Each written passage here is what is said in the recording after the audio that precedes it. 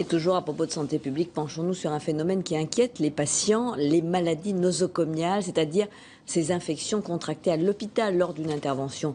Les associations qui ont tenu leurs états généraux dénoncent un trop grand nombre d'actes médicaux inutiles, ce qui augmenterait les risques d'accidents, mais aussi les risques de contamination. Les explications d'Isabelle Marc et Jean-Marc Martineau. Cet homme souffre de ce qu'on appelle le syndrome du nez vide. Fatigue chronique, maux de tête, vertige, sécheresse des muqueuses. Pour un problème de nez bouché, il a subi 3 opérations des fosses nasales. Des opérations à risque qui pourtant n'étaient pas nécessaires. À cause de mes symptômes, je ne peux plus travailler et je suis invalide à 80%. Après coup, bien sûr, j'ai continué quand même à fouiner un petit peu.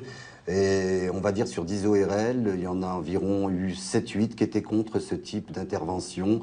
Donc ça m'a un peu conforté dans mon idée que le geste était vraiment inutile. Il n'est pas seul dans ce cas. Un acte médical sur 5 serait inutile. Un gaspillage coûteux, mais surtout des risques d'accidents graves, selon les états généraux consacrés à la sécurité des patients. Avec en prime le risque de contracter des infections pendant les soins, ce qu'on appelle les infections nosocomiales. Une partie importante des actes en France, on parle 20 à 30% étant inutiles, ça veut dire que une partie significative des gens aujourd'hui qui souffrent d'une infection nosocomiale est directement liée à un acte médical qui n'aurait pas dû avoir lieu. Mais le combat contre des bactéries de plus en plus résistantes ne laisse pas de répit, comme en témoigne ce chirurgien.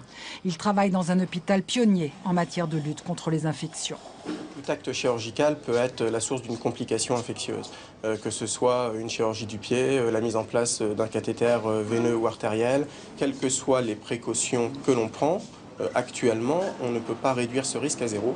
Il y a donc encore des efforts à faire en matière d'hygiène dans les centres médicaux, mais il faut aussi revoir le bien fondé de certains actes compte tenu des risques encourus par les patients.